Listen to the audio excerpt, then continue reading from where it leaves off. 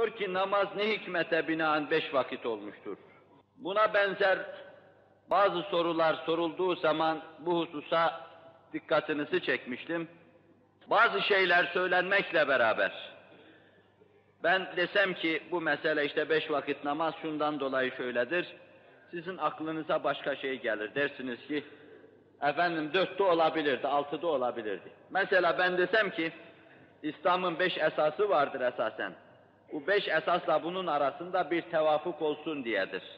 Siz dersiniz ki imanın da 6 rüknü var. Onunla niye bir tevafuk gözetilmemiş? Ben desem ki 4 tane büyük kitap vardır. Bir de 100 tane suhuf vardır. Kitap keyfiyetiyle esasen demek ki 5 bölümde, 5 kategoride ele alacağımız eczaya sahip. Bununla 5 olur. Namazda 5 olmuştur. Siz dersiniz ki efendim suhuflar 100 taneydi, namaz esasen 104 tane olması daha uygundu. 104 rekat daha muvafıktı. Bununla beraber muhakkak ki bazı hikmetleri var. Mekni hikmeti, bazı hikmeti. Resul-i Ekrem aleyhissalatu vesselam işte Miraç'la teşerrüf ettiği devrede. Vaka semaların etekleri cevherlerle dolmuştu. Melekler o gece ona teşrifatçılık yapmıştı.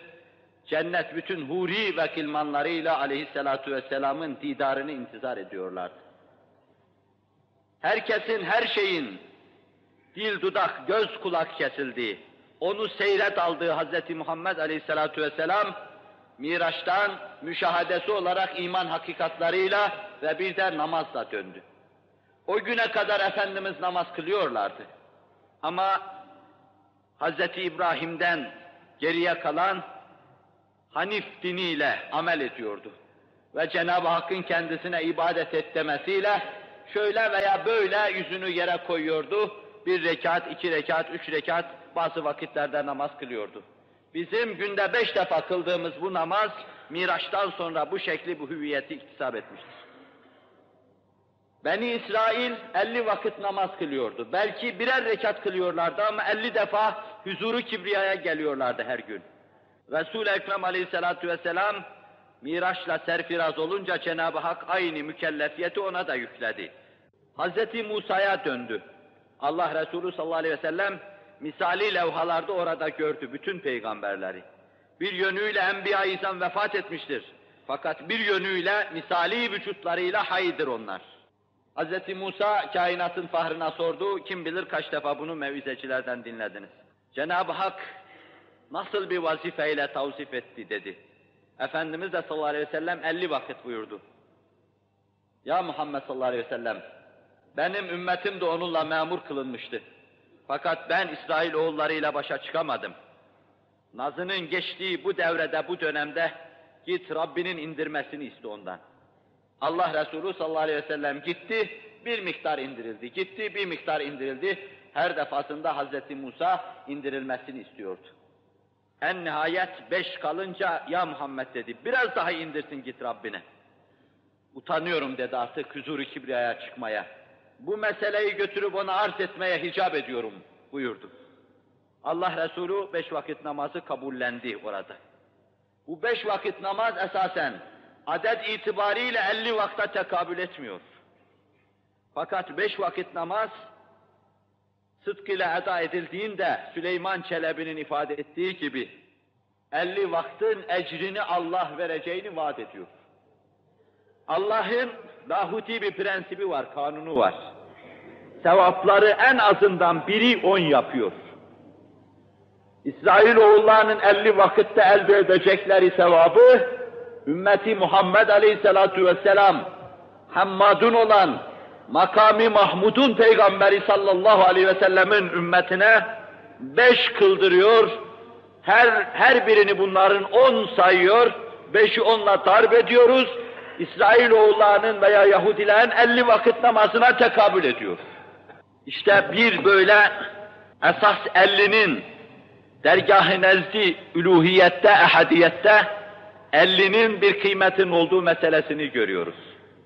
Cennetin kapısını açan bir sır, Esma-i İlahiye hazinelerini açan bir sır, böyle bir sır. Fakat bu 50'nin altından ümmeti Muhammed'in kalkamaması bahis mevzu olunca Allah Celle Celaluhu lütfen ve keremen bize 5 kıldırdı ama 50'nin ecrini verdi. 2. Bu mevzuda mekni, kapalı bir sır.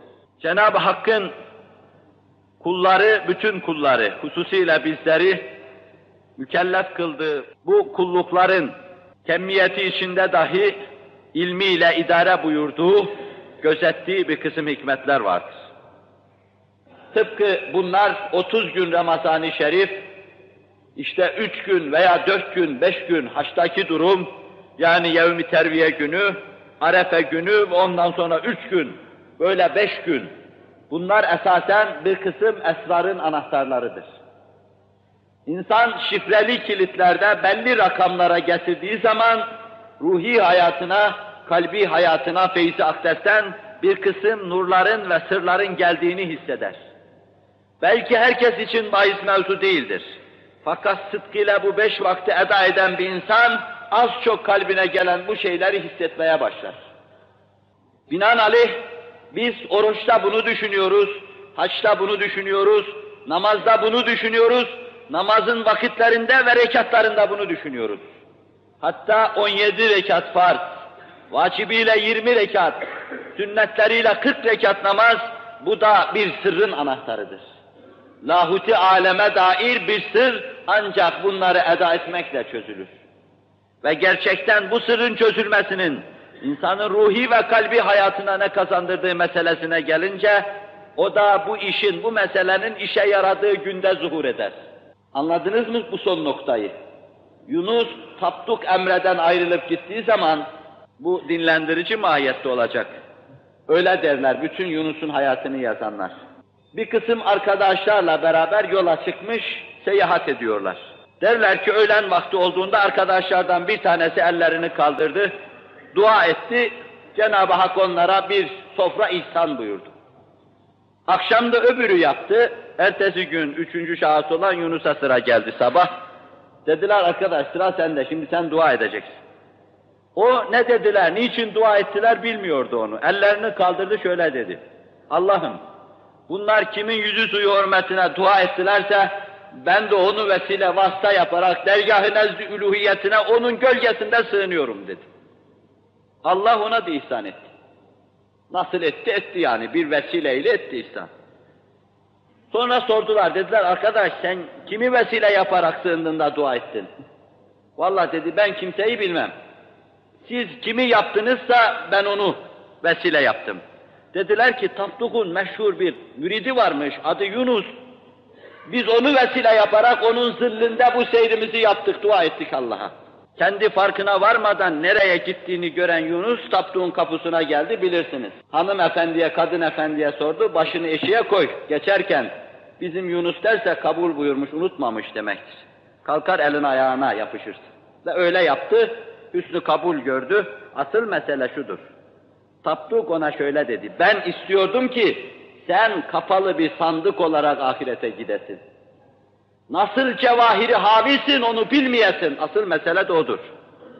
Ve beyin yapıcı bu meseleyi anlatırken, Allah'ın en büyük ihsanı, ihsanını hissettirmemesidir buyurur. İşte ubudiyetin ruhundaki esrar, ubudiyeti eda ettiğiniz zaman şifreyi çözmüş olacaksınız. Kabre girdiğiniz zaman sandık açılacak. İçindeki muhteva mahkeme-i kübrada huzurunuza dökülecek, sizin için en lüzumlu olduğu yerde elinizden tutacak. 5 vakit namazın temessülatını göreceksiniz orada. Merdiven merdiven zat-ı üluhiyete doğru sizi yükselttiğini müşahede edeceksiniz.